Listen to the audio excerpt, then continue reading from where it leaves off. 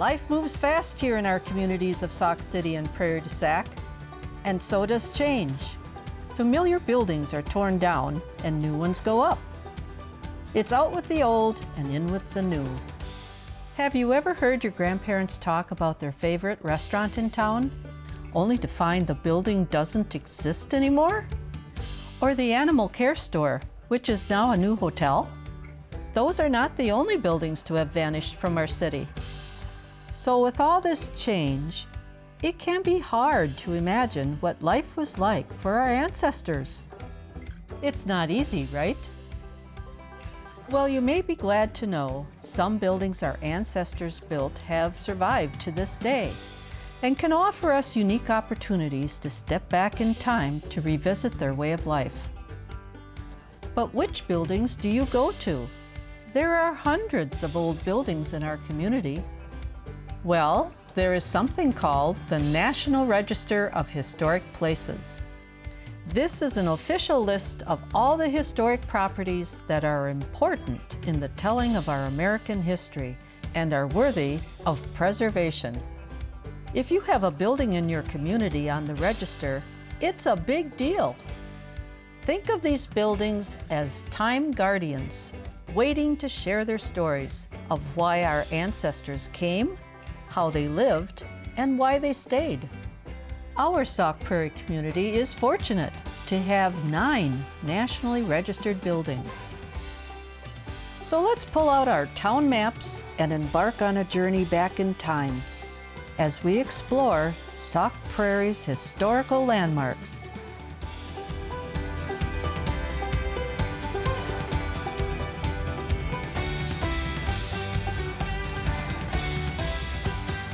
We begin our journey in the village of Sauk City at 626 Water Street, home of Otto and Lisette Hahn.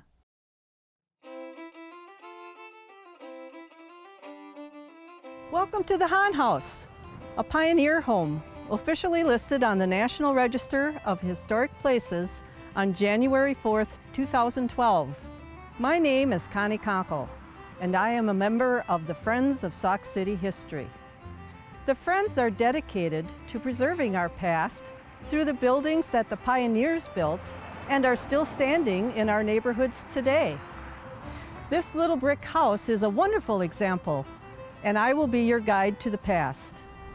Now, historians differ on the year the house was built, ranging from 1844 to the 1850s. Nevertheless, this is one of the oldest homes in Sauk City, presumably built of brick from the Sauk City Brickyard, owned by Count Halasz. Because this house is in its original state, never altered, it is important in telling the story of how people lived in the early settlement days of Sauk City.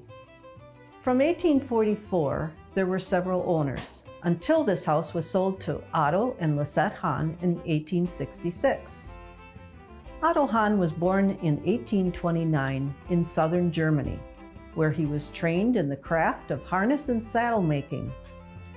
He immigrated from Germany to Milwaukee in 1849 and then traveled to Sauk City in 1852.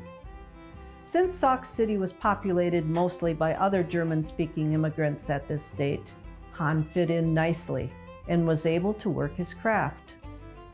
Otto soon became known as Saddler Hahn. Success with his trade followed, which enabled him to marry Lisette Nentz in 1856. By 1866, 10 years later, Hahn needed a new shop for his business, and the couple needed more room for their 4 children. So they purchased this 750 square foot house on Water Street. Although small by modern standards, this was considered a step up for the Hahns, and they were comfortable here. After purchasing this home, Otto immediately built a wooden addition onto the north wall of the house to use for his harness and leather shop. It is no longer here, but look above the front door. You can still see the tar mark where his shop had been attached to the house. The Hahn House has 2 principal elevations, one that faces west onto Water Street and another that faces east towards the Wisconsin River. From the street, the house appears to be 1 story tall, but there is an exposed full basement story on the downhill slope that runs from the street towards the river. Both stories contain 2 almost equal-sized rooms, a parlor and a bedroom in the first story, and a kitchen and a dining room in the basement. These rooms have wide board floors and plastered walls and ceilings, wood stoves, and a European-style built-in baking oven in the basement provided the heat. A very unique feature for a house of this period was having 2 entrances. The first entrance was on the front of the building on Water Street. Today there's a window. The second entrance is located in the lower level off of the kitchen dining area. At that time, the Wisconsin River came up to a seawall behind the back entrance, just beyond the paved patio. The seawall, about 3 to 4 feet tall, was erected along the backs of all the buildings on the east side of Water Street to keep the river from flooding their homes and businesses, especially during the spring melts and rains. There is still 1 more door in the house that comes off the back upper porch as an exit from the bedroom. You could enter the harness shop on that level by walking across the upper deck to a door that led directly into the harness shop. A staircase was on the end of the upper deck to get down to the lower level to the kitchen and dining room. Living on the river was wonderful. Otto loved fishing, and every evening after a long day's labor would get into his boat and go out onto the Wisconsin River to fish and relax. One summer day in 1913, at the age of 83, Otto died in a boating accident. The 4 children were all grown by then. Hortense's daughter, Bertha, inherited this small house, and together with her Aunt Helen, who remained unmarried in her lifetime, willed this small brick pioneer home to the village of Sauk City in 1952 for use as a house museum. As a footnote, this small home holds yet a little more history. It was rented to renowned writers August Derleth and Mark Shore as a writing studio in the summer of 1932. Just a block away is the impressive Halasz Lachmund House at 717 Water Street. Welcome to the Halasz Lachmund home. My name's Dan Kelter. My family and I are lucky enough to call this home and take care of its history. Charles Halasz established his stone cottage here to the north side of the house, and in the 1860s added the south part, the brick. And then later on in the early 1900s, the north part was demolished and replaced. If you noticed on the house, there's a detail in the brickwork.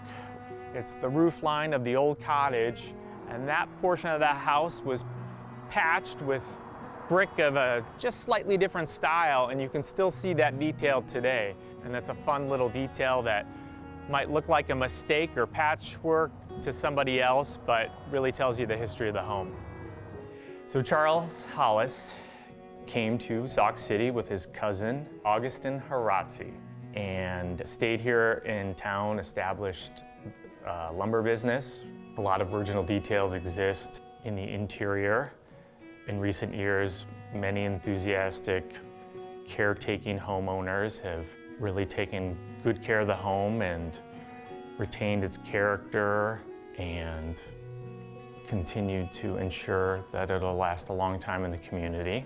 Every time a renovation project comes up, new details are revealed about the construction of the house and the history of the house. It goes without saying that a home owned and built by an owner of a lumber company had access to some pretty nice materials. So when you see the core components of the structure, you're impressed by the size of the lumber and the scope and the spans. A lot of plaster work and details really remain in good shape. As the home passed through the generations, ultimately through the Lachmund family, Edwin Sr. would have been the last to own the home. I'm always struck by some photos of the gathering of the family in the yard on a beautiful August day by all accounts, and the send-off of Ed Lachmund Jr. This is in 1942, being deployed. It would only be a few months later that Ed perished in the war. The VFW here in town is in part named after him, but that memory exists on as you look at the details and you see the very places that gathering took place and the smiles and proud smiles on people's faces. It really cements the history of a family, a home, a community, a business in a very unique way. A few blocks from here is the First Sauk City Fire Department at 717 John Adams Street, where volunteers rushed to protect our community. My name is Mike Whipperforth. I got on the fire department in 1979. I'm standing currently in the oldest standing fire station in the state of Wisconsin, according to Jane Isley from the State Historical Society. This portion of the building was built in 1862. There was an addition put on it in 1870. I've been involved in some of the restorations and reconstructions on this building since the early 70s. We restored the outside and we remodeled the front doors to go back to what it used to look like years ago. My dad was Sylvester Whipperforth, a former chief. He ran Whipperforth Construction, and he started working on this building back in the 1950s. I'm standing in front of a truck from 1928 that was built here in Sauk City. The Sauk City Fire Department owns 3 of these Grass Premier fire trucks. This one over to my right is a 1924. We now possess all 3 trucks that were built by the Grass Premier Truck Company. If you go up in the attic, you actually see half of the old roof, which still has the wood shingles on it. That's how we know this was the first stall that was built. And if you look at the corbelling and the brick, on the outside, on the north side, the top of the wall has a fancy design on the brick, and that also exists on the south side of the interior wall, so we know that this was the first stall. On the ceiling, there's some pulleys and stuff, and we actually have a picture that was not from this station, but shows the apparatus that they used to hang there so that when somebody came with a horse team, they could just drop the harness and stuff on the top that would be already hooked up to whatever engine they were pulling.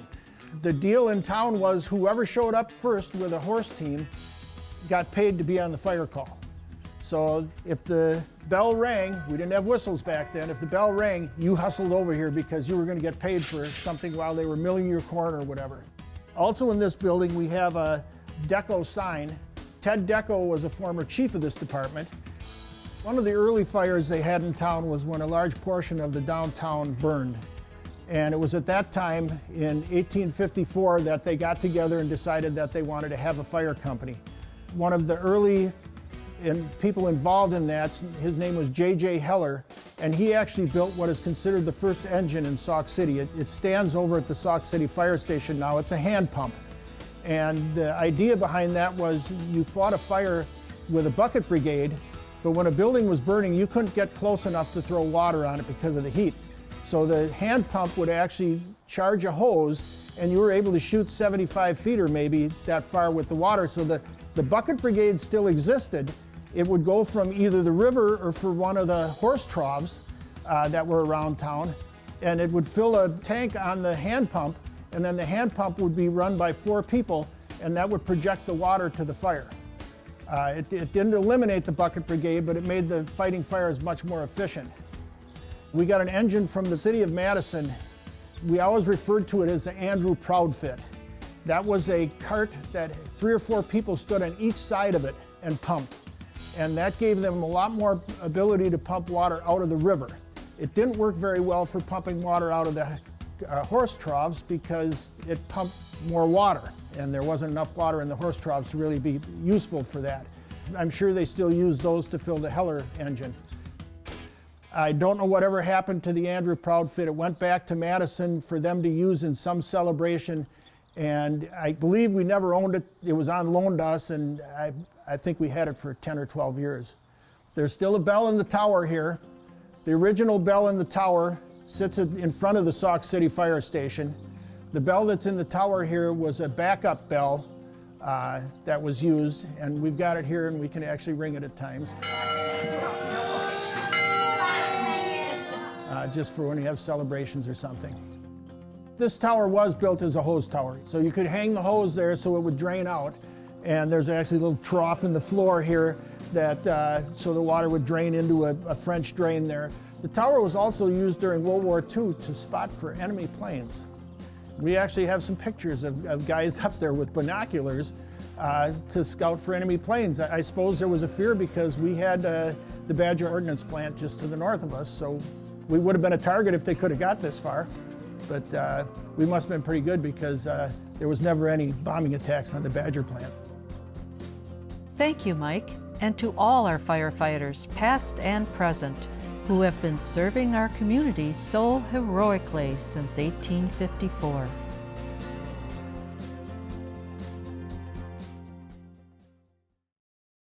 Now let's head over to 309 Polk Street, the Freethinkers Hall, a vital gathering place for our community to freely express their thoughts. Welcome to the Free Congregation of Sauk County. Since 1852, serving the Sauk Prairie communities. My name is Michael Whaley. I've been a member for 32 years. So we have two signs up at the entrance. One is Freiga Minda, which means Free Society or Free Congregation. And the other says it was established in 1852. The people who came to this hall to discuss issues of the day, things from the real world to them that made a difference. Early members of this congregation were refugees from Central Europe, where wars had been raging ever since the Napoleons had stirred things up and tried to conquer Europe. What they left in their place was a very powerful and very meddlesome country by the name of Prussia. Germany did not exist at that time. Germany wasn't formed until 1881 or so. People were ruthlessly suppressed. They simply wanted reforms, less repression, more ability to discuss ideas openly with their congregations.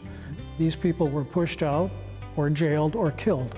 Fortunately, the person who became the organizer of this free congregation was able to emigrate with his wife and two children to the United States, which they did in 1850. Edward Schroeder arrives in Sauk City, 1852. At the end of that tour of Wisconsin cities, he found a group that had already been going for about 8 or 9 years. So there was already something happening, and he happened to come at a time when they were holding a meeting or talking about holding a meeting, and he encouraged everybody he met to say, yes, organize. You need to put down your roots and you need to do it in a particular way, and I think he guided them through that process. Come 1884, with the congregation growing almost to 100 in size by that day, it was decided that they needed a new hall, also known locally as Freethinkers Hall. So by August of 1884, the building was finished. It cost $3,300. All of that money was raised by the women of the congregation, and they decorated it in a very special way, which you'll be able to see more of because we've just now restored the building over the last 2 years. We are the only organization ever to occupy this building. And how did this building come to be this way? Because it doesn't look like a normal religious meeting house. It's quite different and quite intentionally different, I think. And this is where the architect Claus's genius really comes in. They intentionally did not want this to look like the meeting house for a church or a sect. They were interested in making it a building that was accessible to the public, not just the members, in which a variety of events, a variety of programs could take place other than the weekly Sunday program. For example, you can see that we have a stage at the front. Now, back in 1884, when this was built, the speaker for that day's meeting would have spoken from the stage. They might have a lectern in front of them, they might not have it, but acoustically, that's the best place to speak from. They could have stood in front and done that as well. They did it so that they could do drama, so that they could have theater in this building. And if you look up, you see we have the cove or the cornice, which is the curved area that goes from the wall up to the ceiling. It's perfect acoustics for music. At the time that this place was beginning to flourish in the late 1800s, New York had it, Chicago had some, St. Louis had one, all in big cities. The one exception was this one, and I think it was a key to its survival, is that it was able to stay small, stay as a neighbor to others in this community.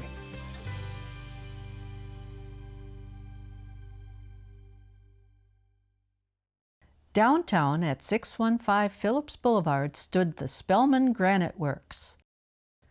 Let's listen to what happened here. Hello, my name is Jeannie Miller. Welcome to Spellman Monuments. This is my husband Paul, along with our son that works with us, Jason. The three of us hold down Spellman Monument, I guess.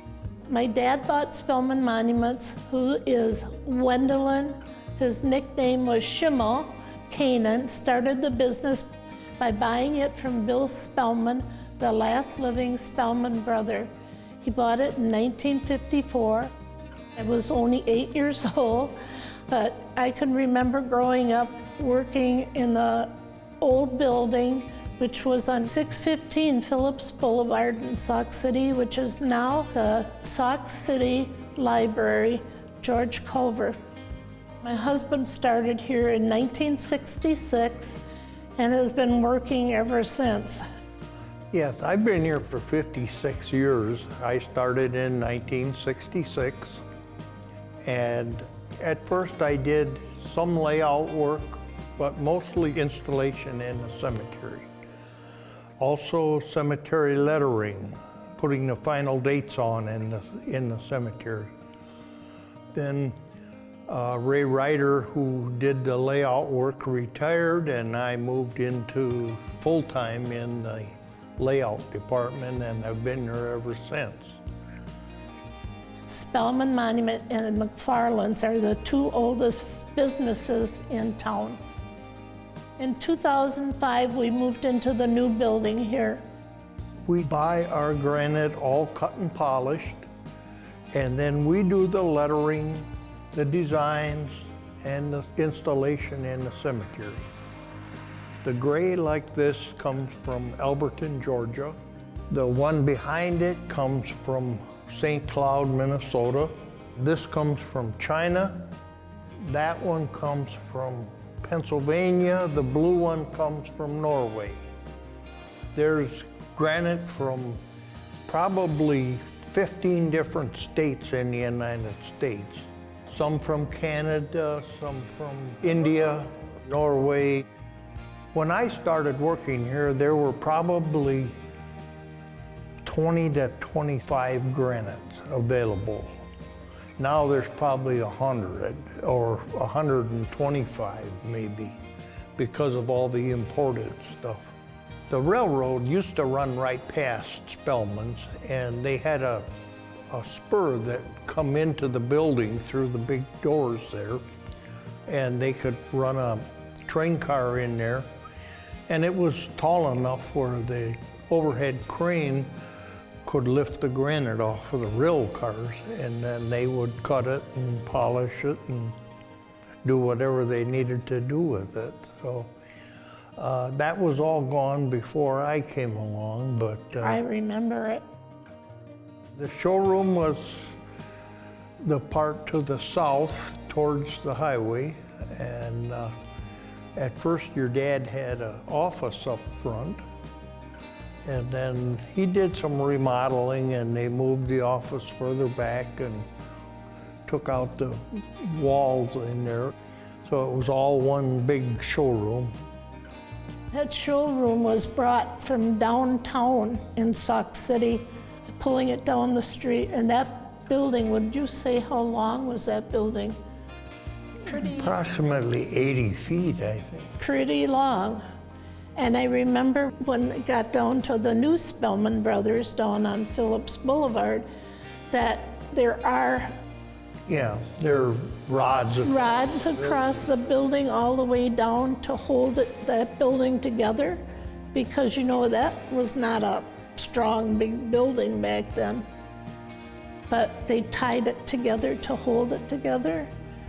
When the winter when we sold monuments out of there, it was cold, no heating, and in the summer it was hot. There was no air conditioning, of course, in that old part. Now today, being the library, they have, of course, heating and air conditioning. We're still here after all this time. Yep, 107 years. Long time. Thank We you. both thank you for joining us. If you just kids want to come and look, you're welcome.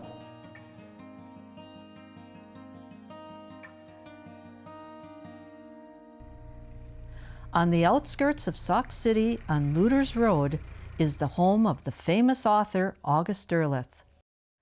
Let's drive up and have a closer look.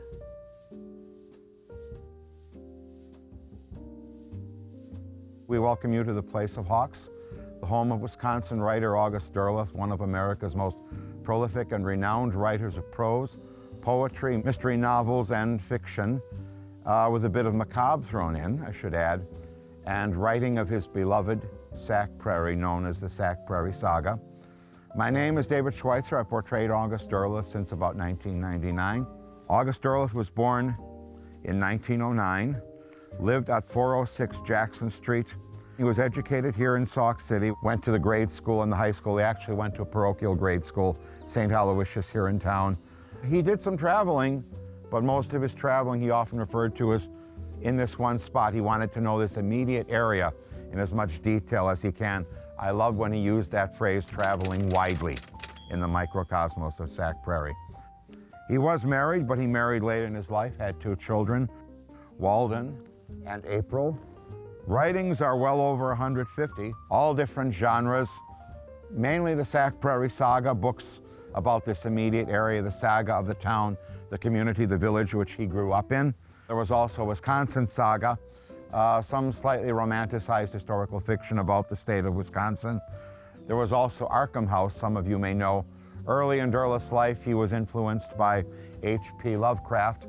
H.P. Lovecraft was taken from us at a fairly young age, and Derleth did not want him remembered simply for the pulp magazines, the macabre magazines. So with Derleth's own money, as he was starting to come into his own as a writer, he founded Hahn House Publishing in an attempt to keep H.P. Lovecraft's name into print and keep his name alive. August Derleth wrote many macabre stories himself, but I should mention it is important that 3 of them were included in a TV series entitled The Night Gallery, which was hosted by Rod Serling. It was similar to Twilight Zone in some ways, but Lovecraft was such a huge influence on Derleth. August Derleth was actually mentored by his teacher, who became the village librarian, Josephine Merck, who founded the library and was also taken from us at a fairly young age. Anyone who's ever read Village Year, which is one of his journals, wrote an epic poem for January the 4th of 1938. I always got moved a bit myself by that, because you can see how grief-stricken he was when she was taken from us, much as with H.P. Lovecraft. And these were mentors as well. His maternal grandmother came from a family dirt poor, no money for books. His grandmother wanted for her children, she wanted a college education, which was not to be. So when August came along and had an interest in books, she would save her pennies to always make sure he had books, magazines, all the reading material he so desired. Derleth's 2 favorites among his books, I heard him say this, I have a tape of him speaking at the Chamber of Commerce about a year before he died. He specified that his two favorites among his books were Walden West and Return to Walden West. It's important that these books are written 10 years apart. Please also remember that by 1970, Derleth, who loved this, not just place of Hawks, but who loved this entire area before the bulldozers came through, he had seen actual species disappear from the landscape by the late 60s, and this affected him in many ways. And Norbert Bly and others have said when you look at these two books, which, as I said, were his two favorites, there was a sense almost of bitterness. Others have said it's more of a sense of passion because he knew our time to enjoy these things was very limited. And Derleth was well aware that before there was a village of Sauk Prairie or Sauk City, there were villages on this spot. Maybe some people don't remember about Black Hawk and the Sac and the Fox, and he could sense that. Derleth spent countless hours walking the hills where the Battle of Wisconsin Heights took place, trying to picture what it was like. Derleth did make a decision to stay in a small town all his life, and at times there could be disadvantages to such a thing, but the free thinkers of the Park Hall would bring in weekly speakers from the University of Wisconsin-Madison, also from the University of Chicago, and in many ways this was like his lifeline, his link with the world outside of Sauk Prairie. Who knows, maybe he couldn't have made it here if it weren't for the free thinkers, but that was so important in its own way, and these free thinkers in their own way were his mentors too. They brought different kinds of life into this village, which the village would not have had. This was a very special place, not only for August Derleth, but for myself.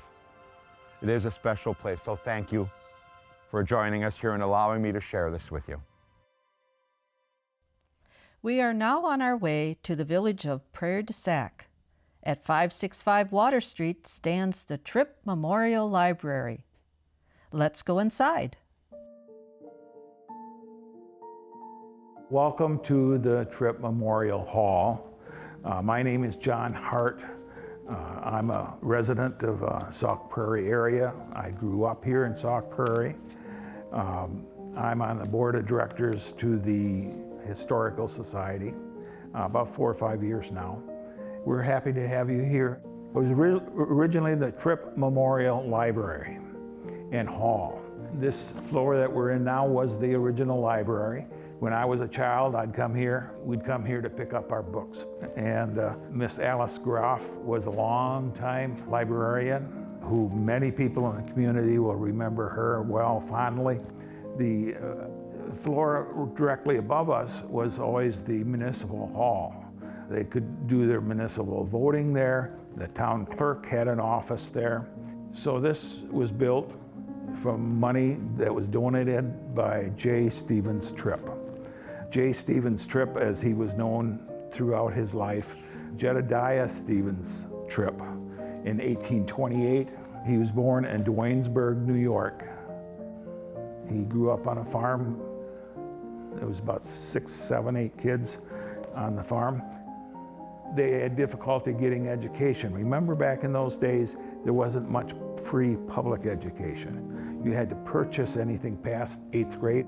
He worked jobs and tutored and taught school because you could teach school after you got through 8th grade. You could become a school teacher. So upon arriving here in Sauk City in 1854, he partnered up with Cyrus Leland. He starts a private bank in 1868. He continues the rest of his career in the banking field, in the real estate field, and the lawyer field. 1908, he's approaching 80 years old, so he had to think about his legacy and going back to the days when he had such a difficult time getting an education in New York. Education was high on his mind. He offered $10,000 to the Village of Prairie du Sac to build this building. Village of Prairie du Sac would pay $3,000 for the foundation and for some other aspects of the project. The architect of the building was Joseph Drazen. There was a contributing supervising architect, Alfred Claus. Alfred was a Sauk City architect for many years. He's responsible for the Sauk City High School, for Park Hall, for the Sauk County Courthouse. In 1912, the cornerstone was laid, and this building was opened to the public on Tuesday, September 30th, 1913. It's an example of what was called a neoclassical commercial design. And this building was known to everybody because it was used, especially as a library for over 80 years. The building today is being used by the Sauk Prairie Historical Society as a museum. So we have a few permanent displays here. One of the permanent displays is the Bradford bison. Was a young man and his big brother found in the bank at the dam and dug it out what looked to be the skull of some kind of large animal. And it was sent to Madison, and it was determined that it was a 7,000-year-old extinct bison. That display is year-round. We also have a diorama that my understanding is that it was built in the 1930s for one of the first historical museums in Sauk Prairie. The birds that we will see upstairs were a gift of 500 mounted birds from Bill and Ed Ochsner in 1934. The high school built the wooden cases that you see up there on the second floor. So J.S. Tripp had a wonderful history, important history to this community and the larger community, including the whole state of Wisconsin. Back in Sauk City at 713 Madison Street stands the old Sauk City High School.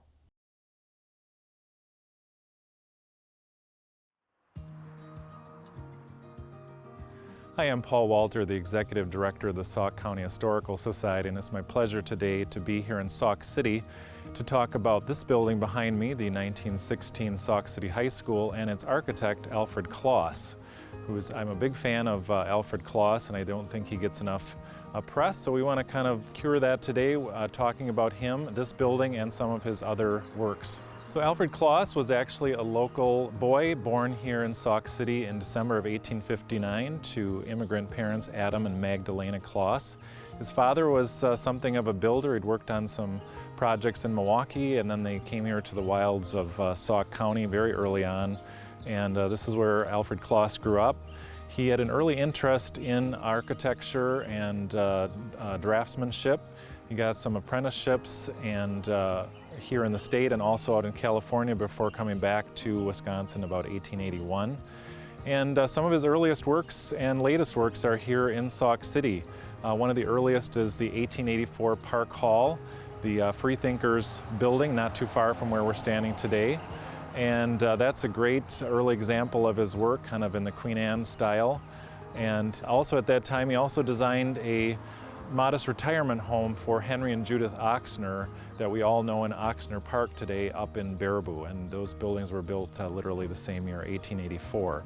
So that was part of his early career. And then in 1890, he partnered with a man named George Bowman Ferry, and they started the firm of Ferry and Kloss, which became quite well known here in the state of Wisconsin and the region. And one of their earliest works, if not their first work together, was the Pabst Mansion in Milwaukee. And if you haven't seen that, you really should go and see it. It's an enormous house with lavish interiors and really just a masterpiece of their work. So of course, Alfred Kloss always kept his home city and home county in mind.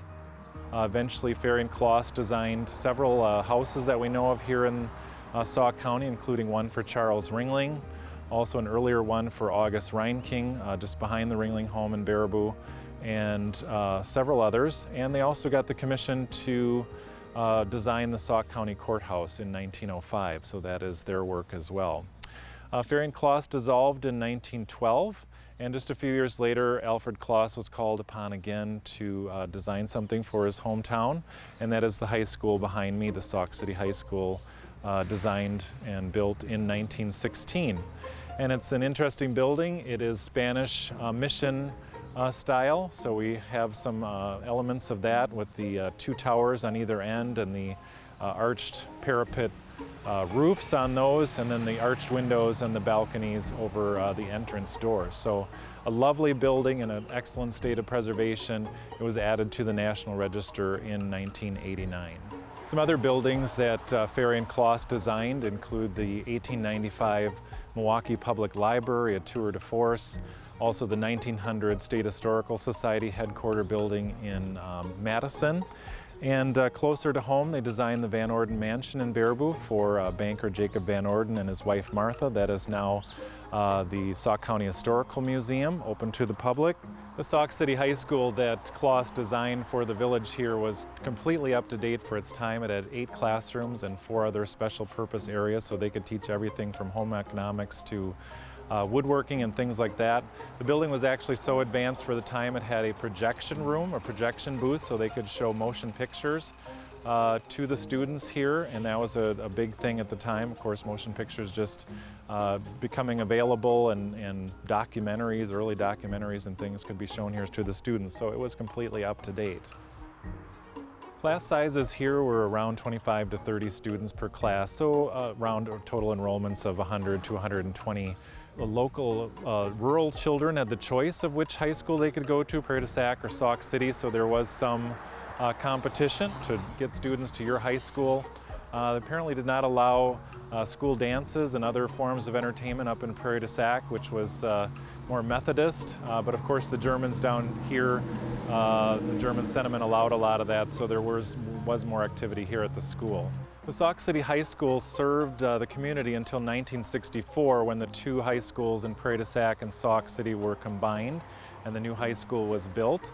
This building was then shuttered, but eventually was turned into the apartment building that we have today. So it's a fine example of adaptive reuse of an historic building. Our journey ends in the township of Honey Creek, where the Swiss settled. We meet up with Paul again at the Salem Evangelical Church at the corner of Highway PF and Church Road.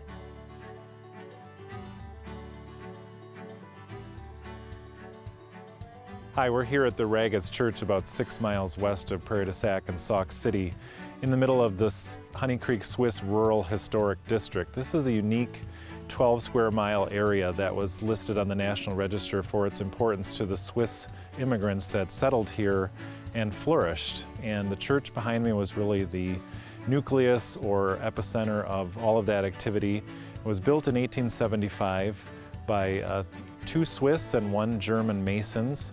The masons that built this church were Peter Kinchy and John Peter Felix. They were both Swiss, and they were joined by Caspar Stoiber, who was a German mason.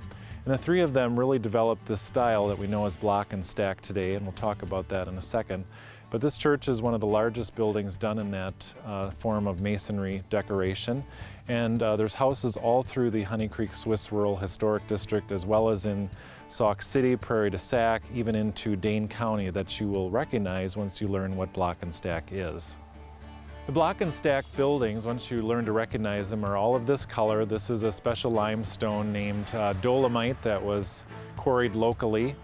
And then the special effect was created when the block and stack pattern was applied to decorate it. And the block, very simply, are the larger pieces that we see in the composition, and the stack are the little bits or smaller stones that are between them, often struck off with mortar joints in 2 or 3 segments. And you'll also notice that the mortar joints are raised.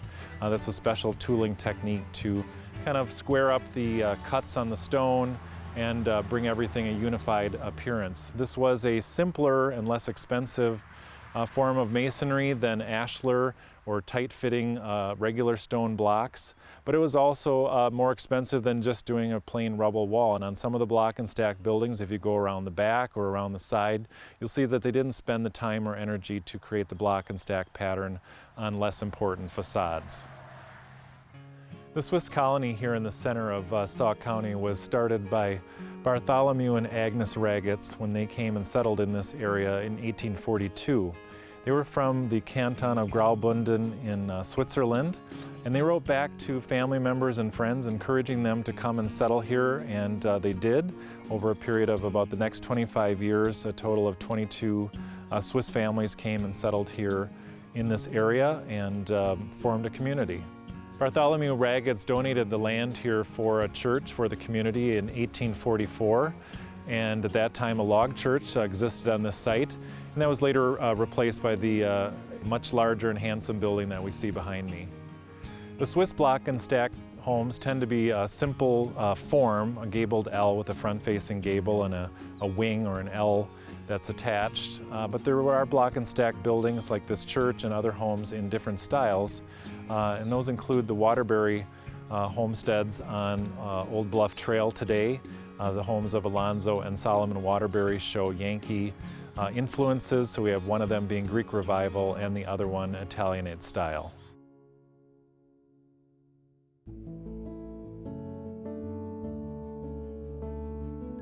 Thank you for joining us on our tour of Sauk Prairie's 9 nationally registered landmarks. Although life keeps moving forward, we should never forget how our ancestors left their mark on our community and our American history. From writers who shared stories and love for their community, to firefighters who protected their people tirelessly, and to the pioneers who persevered and gave back to the community. Their determination to leave something better for their children and future generations is still benefiting us to this day.